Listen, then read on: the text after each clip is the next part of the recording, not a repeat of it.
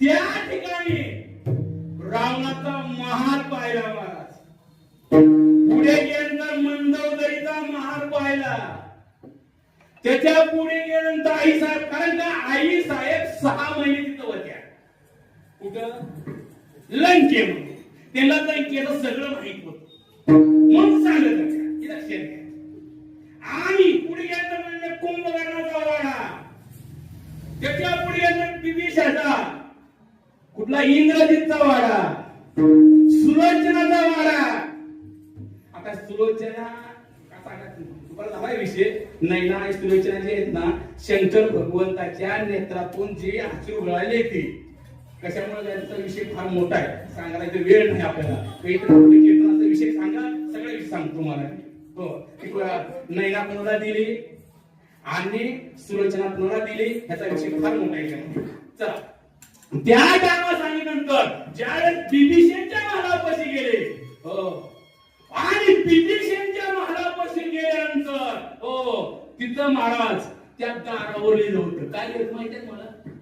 एका दारावर राम लिहिलं, दुसऱ्या दारावर मध. काय लिहिलं? राम म.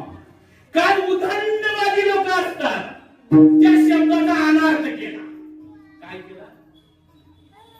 शब्दाचा अनार्थ केला. लक्षात ठेवा. आणि रावणापाशी गेले आणि रावणापाशी जाऊन का म्हणे, तुझा भाऊ तुझ्या वैर्याचं नाव टाकलं. काय टाकलं? काय टाकलं? रावण खडगा घेऊनच निघाला, मारायला भावाला निघाला.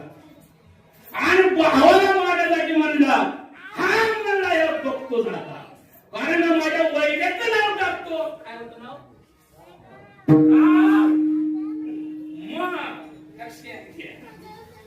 त्या टायमाला बिभीषणने सांगितलं, दादा काय झालं?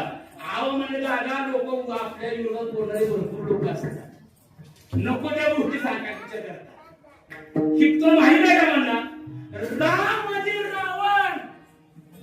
काय सांगितलं? संतांची भाषा कशी असते त्याला शब्द मला हे सांगायचं इकडं.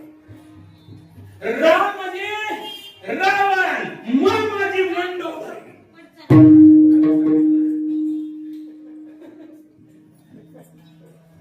राम म्हणजे रावण, मन म्हणजे मंडोदरी. दादा तुमचं वहिनीचं नाव टाकलं मी. वा वा, कसं भाऊ असं. परंतु त्या बिभीषणच्या घरापाशी लक्षात ठेवा, हो, तिथं लक्षात ठेवा कीर्तन चालू. कुणाचं कीर्तन? चांगलं कीर्तन.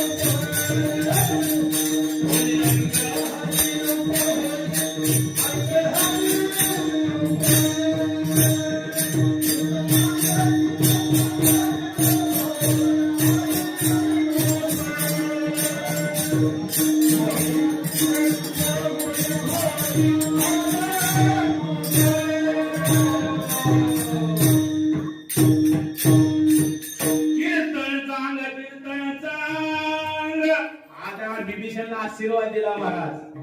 जोपर्यंत सूर्य चंद्र आहे तोपर्यंत तुझ्या वाड्यामध्ये भजन कीर्तन काकड आरती हरिपाठ चालू आहे, आरती चालू आहे महाराज. कधी गेला तर जा तिथं, लक्षात घ्या.